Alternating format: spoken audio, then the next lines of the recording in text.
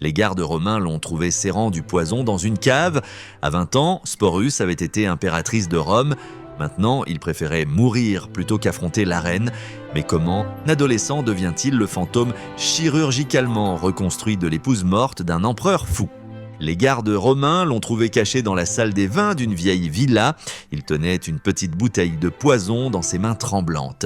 Ce n'était pas un criminel ou un rebelle ordinaire, c'était Sporus.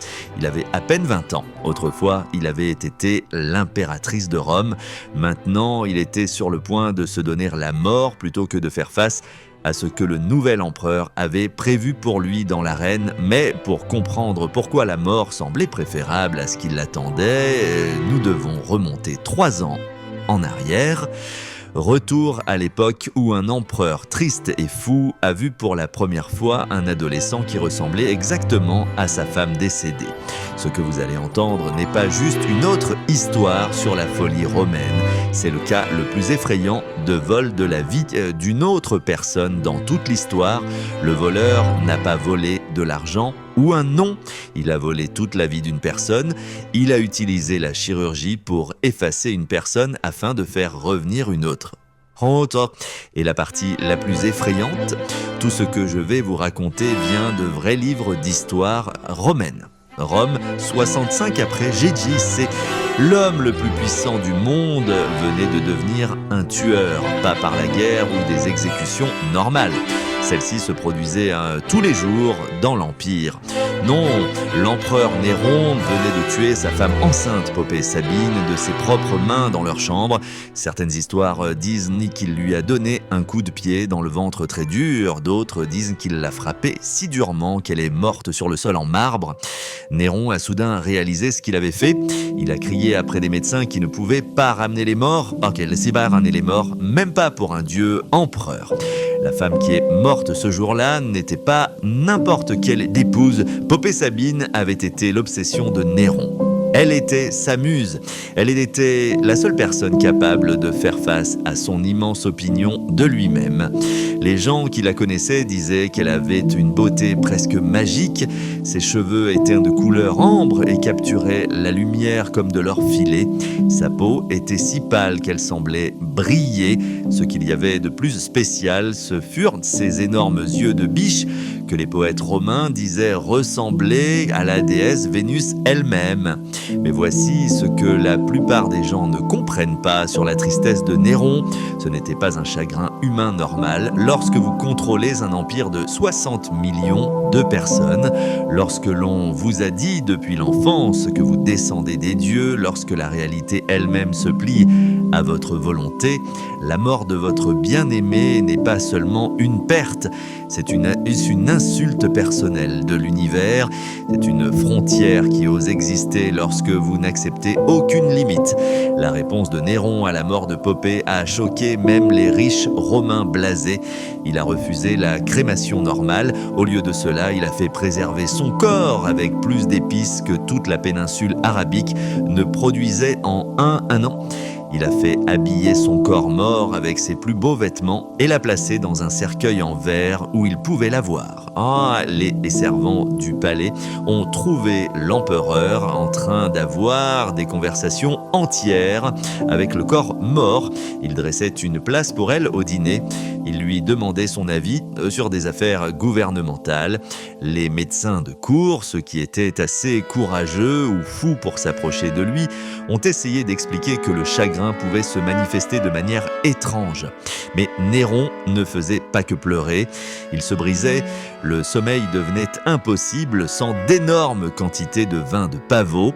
Il se réveillait en criant le nom de Popée.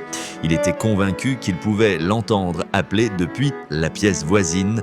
La nourriture n'avait aucun goût à moins qu'elle ne soit préparée exactement comme elle l'aimait.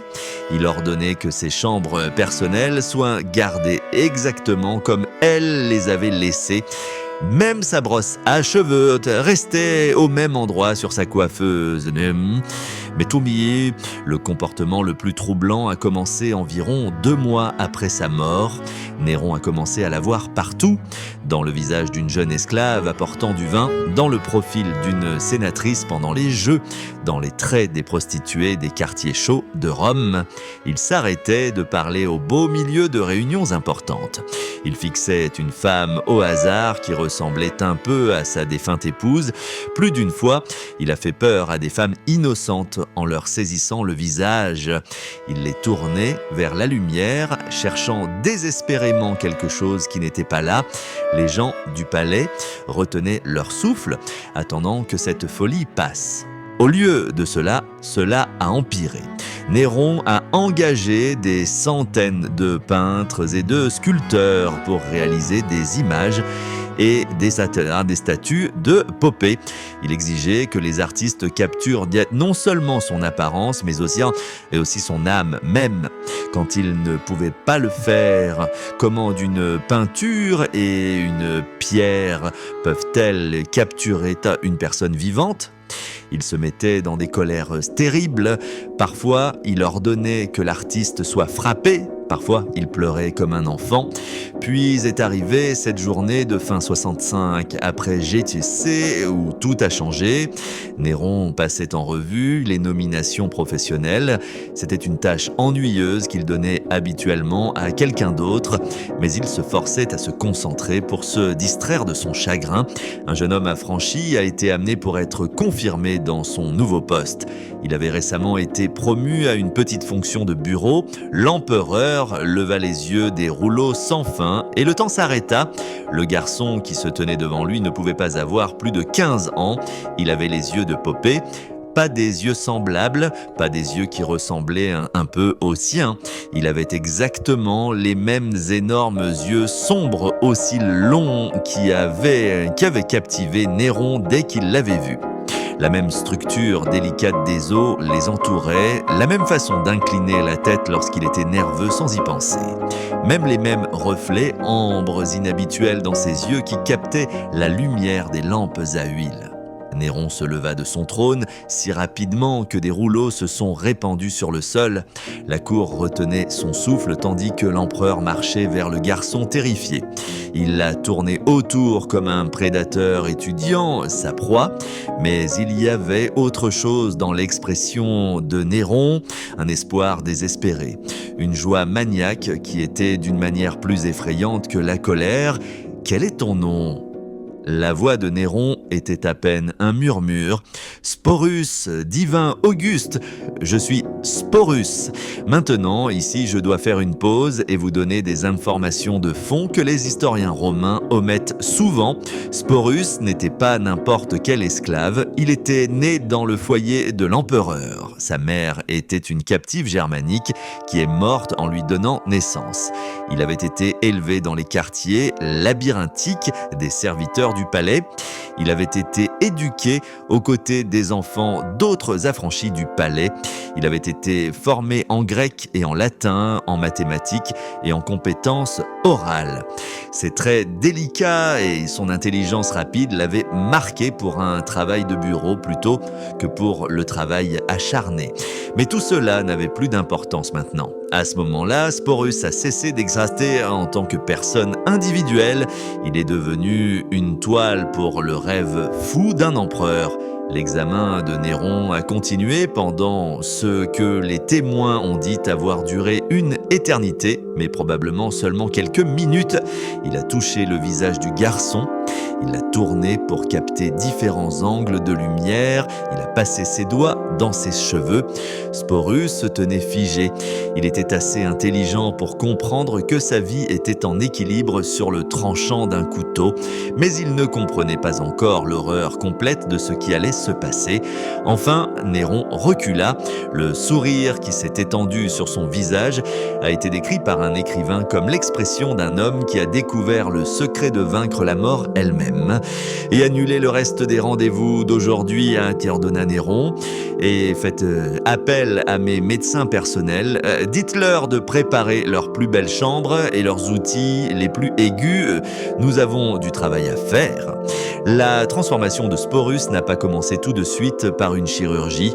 Cela viendrait plus tard. D'abord, quand Néron devait étudier son sujet, il devait comprendre toutes les manières dont ce garçon pouvait être façonné pour devenir son amour perdu. Pendant des jours, Sporus a été gardé dans des chambres élégantes à côté de celles de Néron. Il était soumis à d'innombrables examens et mesures. L'empereur a fait venir ses artistes les plus fiables, ceux qui avaient peint Popée pendant qu'elle était en vie. Ils ont été chargés d'étudier Sporus et de créer des croquis de comparaison. Ils ont noté où il ressemblait à l'impératrice décédée et où il était différent. Néron étudiait ses dessins avec l'intensité d'un érudit examinant des textes sacrés. Il prenait des notes, il planifiait des changements, mais ce n'était pas seulement l'apparence physique que Néron analysait. Il faisait parler Sporus pendant des heures, écoutant sa voix. Il corrigeait sa prononciation, il lui enseignait la façon particulière de Popée d'étirer certaines voyelles. Il testait la démarche du garçon, ses gestes, la façon dont il tenait ses mains en étant assis. Chaque différence avec les manières de Popée était notée pour correction. La torture psychologique avait déjà commencé. Sporus n'était pas autorisé à utiliser son propre nom. Les serviteurs étaient instruits de l'appeler dame ou sa maîtresse. Ces simples tuniques étaient remplacées par des robes fluides dans les couleurs préférées de Popée. On lui apprenait à se maquiller. Pas les touches simples appropriées pour un jeune Romain, mais le maquillage élaboré d'une noble femme. Pouvez-vous imaginer vous réveiller chaque matin et vous regarder dans le miroir en bronze poli ? Pouvez-vous imaginer voir votre propre visage être systématiquement effacé ? Les serviteurs qui prenaient soin de Sporus à cette époque ont plus tard dit qu'il parlait à peine, il mangeait à peine. Il se déplaçait à travers ses journées comme quelqu'un dans un cauchemar éveillé. Mais il ne se rebellait pas. Comment aurait-il pu ? Un mot de plainte signifierait la mort ou pire, parce qu'à ce moment-là, Sporus avait compris ce que Néron avait l'intention de faire. L'empereur n'avait pas caché ses plans. En fait, il en parlait ouvertement, avec enthousiasme, comme un artiste décrivant un chef-d'œuvre en cours. Les médecins avaient été consultés. La procédure avait été expliquée. Sporus allait être physiquement transformé en femme par castration et modification chirurgicale. Ce n'était pas simplement retirer la masculinité. Les eunuques romains étaient suffisamment courants pour certains emplois. C'était quelque chose qui n'avait jamais été fait auparavant. Une tentative de créer chirurgicalement une femme à partir d'un homme, de reconstruire le corps de Sporus en une approximation de la forme féminine. Les médecins, menacés de mort s'ils refusaient et promis d'énormes récompenses s'ils réussissaient, avaient conçu des procédures qui allaient bien au-delà de la simple castration. La nuit précédant la chirurgie, quelque chose de remarquable s'est produit. Néron a rendu visite à Sporus dans ses appartements, apportant avec lui une petite boîte en bois. À l'intérieur se trouvait une bague, la bague de mariage de Popée, un énorme émeraude entouré de perles. « Demain, dit Néron en glissant la bague sur le doigt de Sporus, où elle pendait lâchement, tu renaîtras. Tu deviendras qui tu étais toujours censé être, et je t'aimerai comme je l'aimais. » Sporus a enfin parlé, sa voix à peine audible. « Ça va faire mal !» Pendant un instant, quelque chose d'humain a presque clignoté dans les yeux de Néron, puis cela a disparu, remplacé par cette certitude maniaque. « La naissance fait toujours mal, répondit-il, mais ce qui émerge est beau. Ben ça, la chirurgie a eu lieu dans une salle spécialement préparée dans l'aile médicale du palais. Les détails exacts sont heureusement rares dans les documents historiques, mais nous savons que cela a duré des heures. Les cris, selon un compte-rendu, pouvaient être entendus à 3 couloirs de distance, malgré les murs épais. Néron attendait dehors, faisant l'air à 100 pas, comme un père attend d'une naissance. Il criait parfois des encouragements à travers la porte, comme si ces mots pouvaient d'une manière ou d'une autre alléger l'angoisse. La convalescence a duré des mois. L'infection était une menace constante à une époque avant la médecine moderne. Les changements étaient assez étendus pour que Sporus doive réapprendre des fonctions de base. À travers tout cela, Néron était toujours là. Il supervisait la guérison. Il ajustait les dosages des extraits de pavot antidouleur. Il aidait même à changer les bandages de ses propres mains impériales. Ce soin tendre pourrait sembler touchant jusqu'à ce que vous vous rappeliez son but. Néron ne soignait pas une personne pour la ramener à la santé. Il fabriquait un objet pour satisfaire son obsession. Chaque geste de bonté venait avec un rappel de ce que Sporus devenait. Néron s'asseyait à son chevet, lisant à haute voix des poèmes préférés de Popée. Il racontait des histoires à son sujet comme si Sporus devait s'en souvenir. Il floutait progressivement la frontière entre qui Sporus était et qui il était contraint de devenir. La guérison physique était une chose, la transformation psychologique en était une autre. Alors que Sporus se remettait, une armée de tuteurs venait pour l'enseigner. Il apprenait à marcher avec des pas plus petits et balancés, considérés comme appropriés pour une femme romaine. Ses mains étaient entraînées à bouger avec une grâce étudiée, à tenir une coupe de vin délicatement, à gesticuler en parlant de manière restreinte comme on l'attend d'une femme impériale. La formation de la voix était peut-être la plus intensive.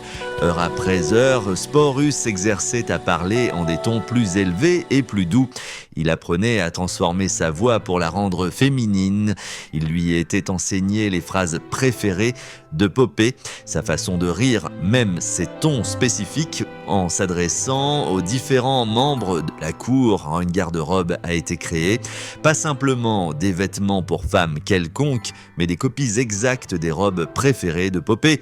Les couturières impériales, travaillant à partir d'échantillons préservés, ont recréé ses tenues les plus célèbres. Les bijoutiers ont remis à Dianetta sa collection personnelle pour qu'elle convienne aux proportions légèrement différentes de Sporus. Même ses parfums ont été recréés en mélangeant les mêmes huiles et résines rares.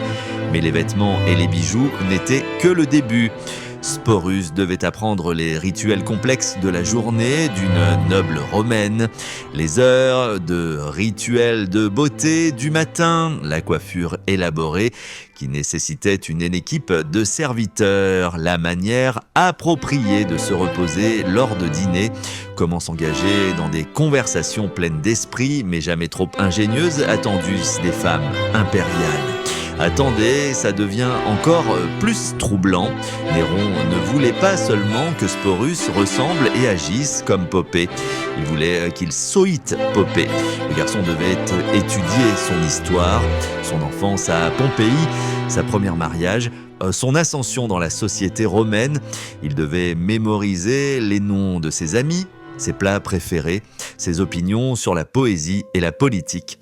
Lorsque Néron évoquait des souvenirs d'expériences partagées, Sporus devait répondre comme s'il s'en souvenait ni aussi. La première apparition publique est venue environ 6 mois après la chirurgie. Un petit dîner avec seulement les plus proches conseillers de Néron et leurs épouses. La réaction lorsque Sporus est entré dans la pièce était électrique.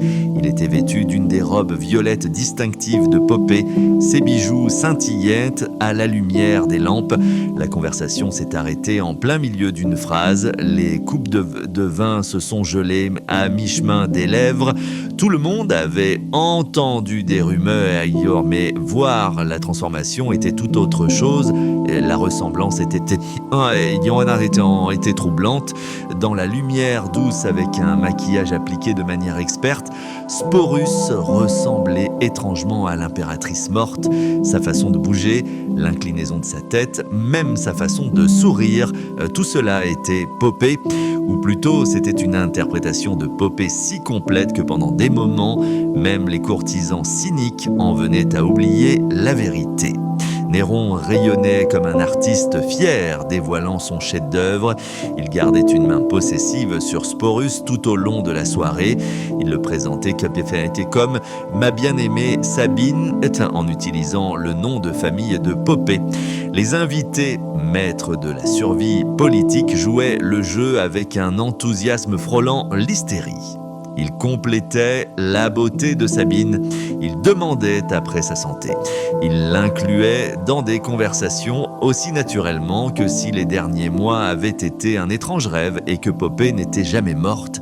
Mais on ne peut pas tromper tout le monde pour toujours. Tacite, écrivant des années plus tard, a noté ce que ceux contraints de participer à cette mascarade ont observé.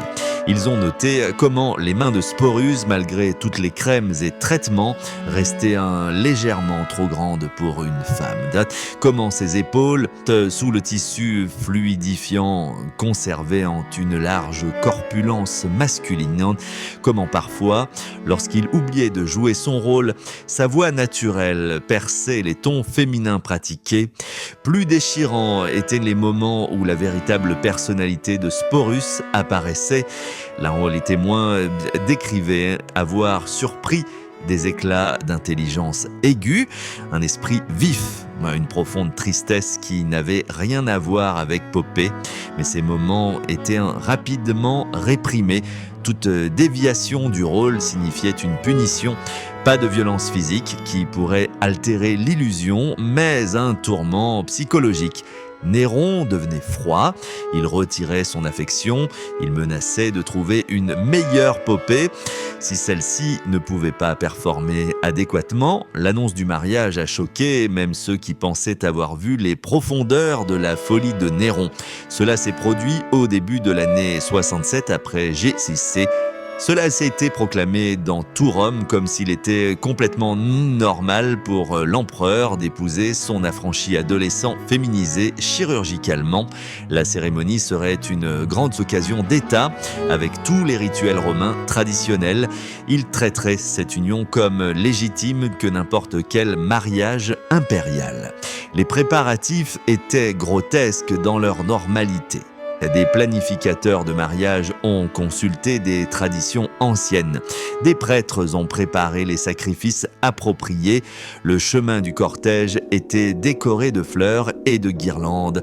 Des invitations ont été envoyées à chaque sénateur, magistrat et dignitaire étranger de Rome.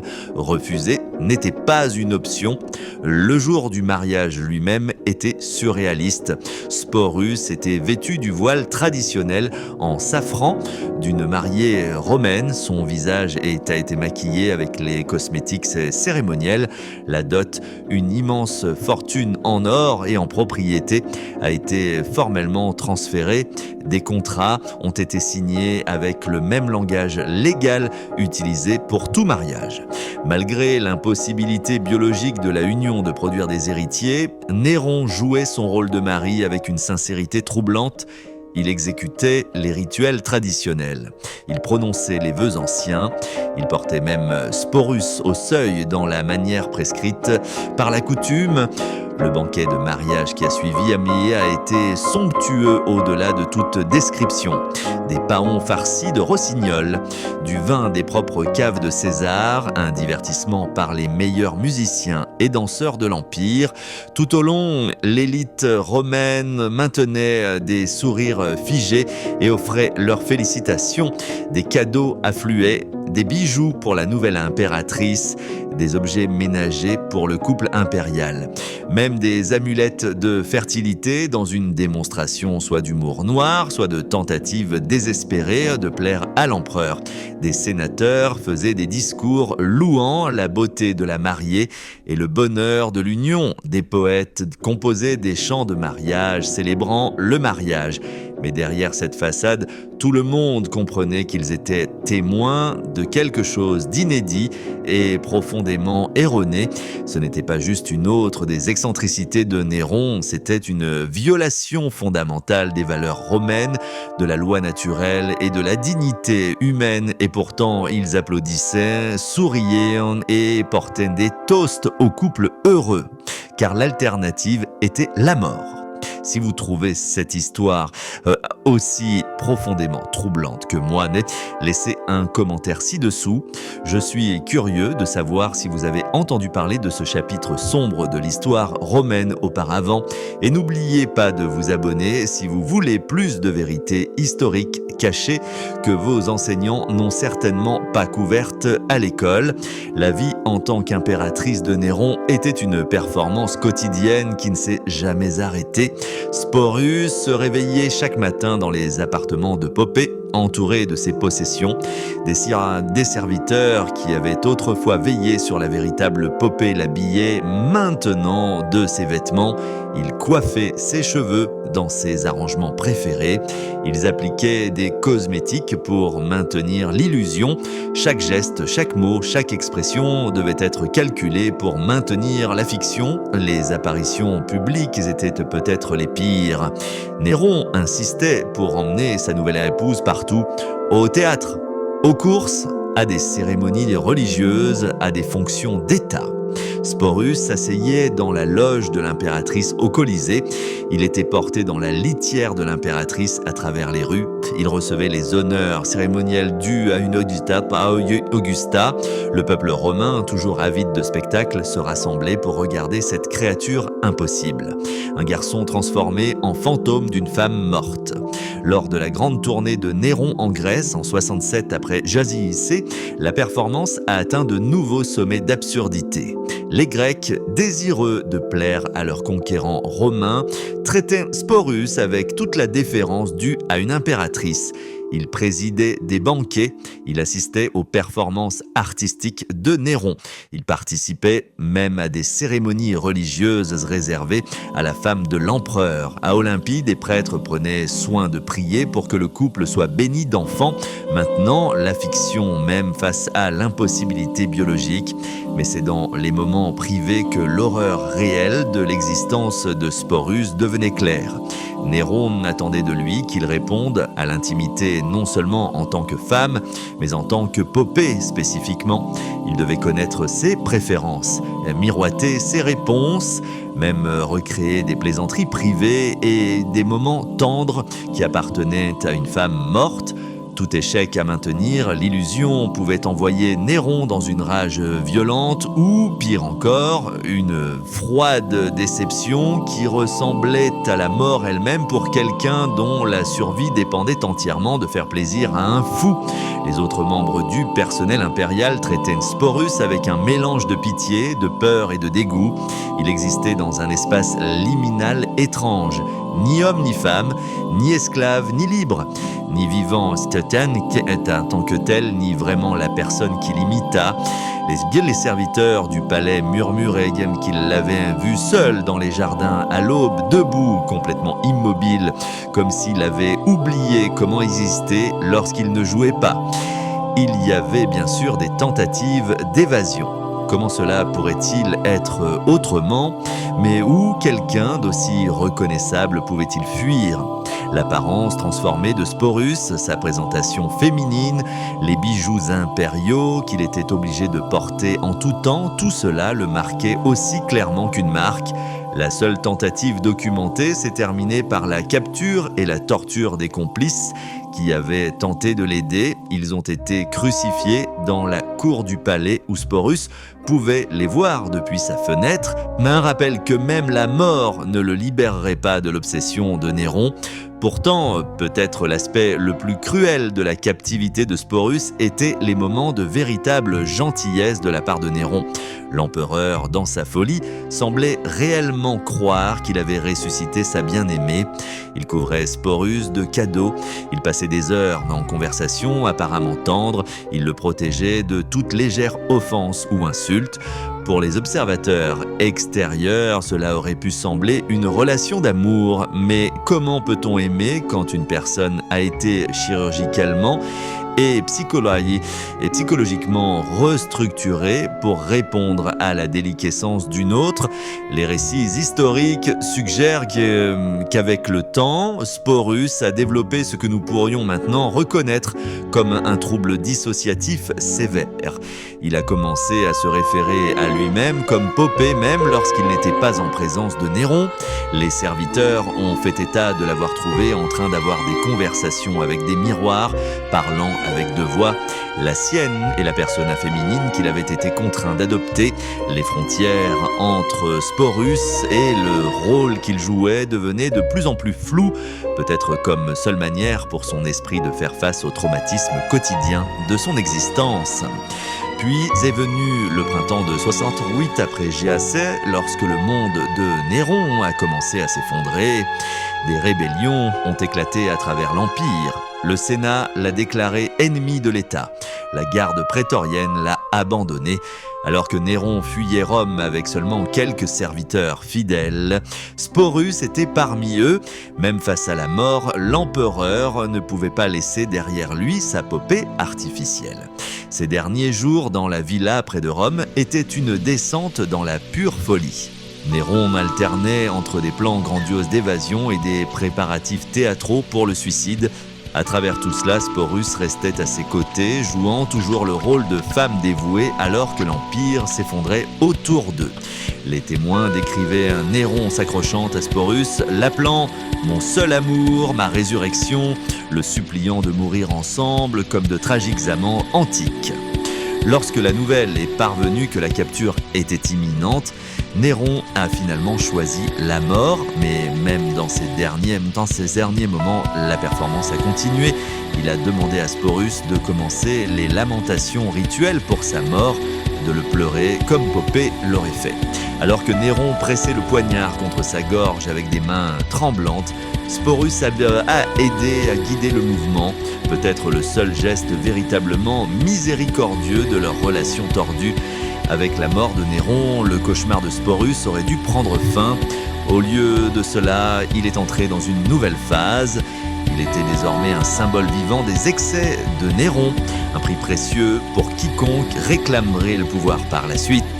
Les généraux se battant pour le trône le voyaient chacun différemment, comme un trophée, une curiosité, un lien légitimement potentiel avec le régime précédent ou simplement comme un objet fascinant.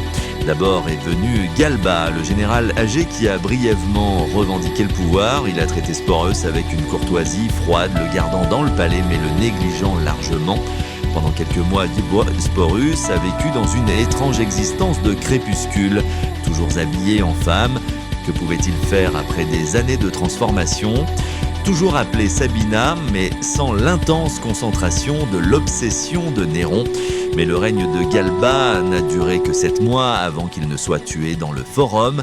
Son successeur, Othon, avait connu Popée personnellement. En fait, elle avait été sa femme avant que Néron ne la vole. L'intérêt d'Othon pour Sporus était donc particulièrement troublant. Voyait-il dans le garçon transformé un écho de son amour perdu, une chance de vengeance contre la mémoire de Néron? Les sources historiques suggèrent qu'Othon a traité Sporus comme une veuve légitime, promettant même de l'épouser, bien que son règne ait été trop bref pour que ce plan se concrétise. Lorsque Othon s'est suicidé après avoir perdu la bataille de Bedriacum, Sporus a passé à l'ouvrier suivant, Vitellius, et c'est sous Vitellius que l'histoire de Sporus a atteint son dernier chapitre brutal. Vitellius était un autre type d'empereur, cru, glouton, se soucieux de rien des cruautés raffinées de ses prédécesseurs. Pour lui, Sporus n'était ni une personne, ni un objet précieux, mais une source potentielle de divertissement pour la foule. C'est ici que l'histoire prend son tournant le plus sombre. Vitellius a annoncé que Sporus se produirait dans un spectacle public au Colisée, pas comme spectateur dans le box impérial, mais comme participant au jeu. Le plan était horriblement créatif. Sporus serait forcé de rejouer le mythe de Proserpine, la Vierge enlevée par Pluton vers le monde souterrain. Dans cette performance fatale, il serait enlevé par des gladiateurs déguisés en démons et soumis à un viol public avant d'être tué. Lorsque Sporus a appris ce plan, il a enfin trouvé la force qui lui avait échappé pendant des années. Plutôt que de se soumettre à cette dernière dégradation, il a choisi la mort selon ses propres termes. La méthode exacte est débattue. Certaines sources sur cette disent poison, d'autres suggèrent qu'il s'est ouvert les veines de la manière romaine traditionnelle. Mais tous conviennent qu'il est mort de sa propre main, échappant enfin au rôle qu'il avait été forcé de jouer. Il avait environ 20 ans. La tragédie de Sporus soulève des questions profondes sur l'identité, l'autonomie et la corruption du pouvoir absolu. Voici une personne systématiquement détruite et reconstruite pour servir la déliquescence d'un autre. Chaque aspect de son existence, physique, psychologique, sociale, a été violé et remodelé. Il est devenu un fantôme vivant, contraint d'incarner quelqu'un qu'il n'avait jamais rencontré, d'aimer quelqu'un qui l'avait détruit. Ce qui rend son histoire particulièrement hantée, c'est à quel point nous avons complètement perdu le véritable Sporus. Nous ne connaissons pas ses pensées, ses rêves, sa personnalité, avant que l'attention de Néron se tourne vers lui. Cette personne a été tellement effacée que même son nom est incertain. Sporus lui-même aurait pu être un cruel surnom signifiant graine ou chose cousue. Soulignant sa transformation, le garçon qui est entré en présence de Néron ce jour-là a effectivement cessé d'exister, remplacé par une performance qui a continué jusqu'à ce que la mort le libère enfin. Les historiens modernes débattent de savoir si Sporus a jamais connu des moments d'agence à l'intérieur de sa captivité. Certains pointent son ultime suicide comme son véritable acte d'autodétermination. D'autres notent de petites résistances. Les moments où sa véritable voix a percé la tentative d'évasion, le choix d'aider Néron à mourir plutôt que de prolonger la vie de l'empereur et sa propre captivité.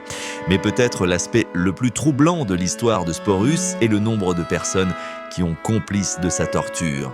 Les médecins qui ont effectué la chirurgie, les tuteurs qui l'ont formé, les courtisans qui faisaient semblant qu'il était popé, les serviteurs qui l'habillaient. Chaque jour, des centaines de personnes ont participé au maintien de cette fiction cruelle. Chacune d'entre elles a fait le choix de privilégier sa propre survie au détriment de l'humanité d'un garçon adolescent. L'histoire de Sporus sert de rappel que le pouvoir sans conscience engendre des horreurs inimaginables lorsque la réalité elle-même devient soumise aux caprices de l'autorité, lorsque des êtres humains deviennent de la matière première pour les fantasmes d'autrui. Lorsque des sociétés entières participent à des fictions manifestes pour apaiser les tyrans, les résultats sont invariablement tragiques. Si cette histoire vous a profondément touché autant que moi, veuillez partager vos réflexions dans les commentaires ci-dessous. Et si vous voulez explorer d'autres histoires cachées qui révèlent les extrêmes du comportement humain, assurez-vous de vous abonner et d'activer la cloche de notification. Dans le grand récit de l'histoire romaine, Sporus est souvent réduit à une note de bas de page. Juste un autre exemple des excès de Néron. Mais c'était un être humain dont la vie a été volée, dont l'identité a été effacée, dont le corps a été mutilé, dont chaque moment de veille est une performance dans la tragédie d'un autre. Il mérite d'être rappelé non seulement comme une victime, mais comme une personne ayant enduré des circonstances inimaginables et enfin, dans son dernier acte, ayant choisi la liberté plutôt que la dégradation supplémentaire. Les ruines du palais de Néron se dressent toujours à Rome, ensevelies sous les constructions ultérieures. Quelque part dans ces ruines se trouvent les chambres où Sporus a vécu sa vie volée, où il se tenait devant des miroirs qui lui renvoyaient l'image d'un inconnu, où il pratique à parler avec une voix qui n'était pas la sienne. Les pierres se souviennent, même si l'histoire a largement oublié le garçon qui a été forcé de devenir un fantôme.